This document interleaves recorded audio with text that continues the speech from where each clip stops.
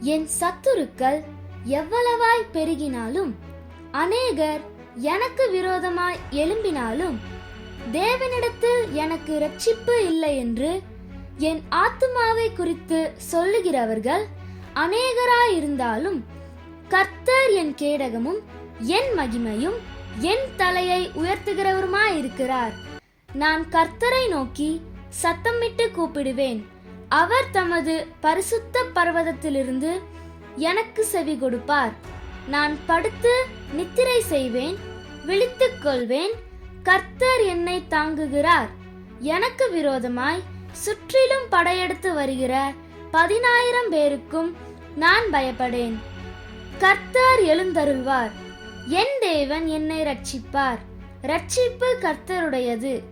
தேவரீருடைய ஆசீர்வாதம் என் மேல் இருக்கிறது.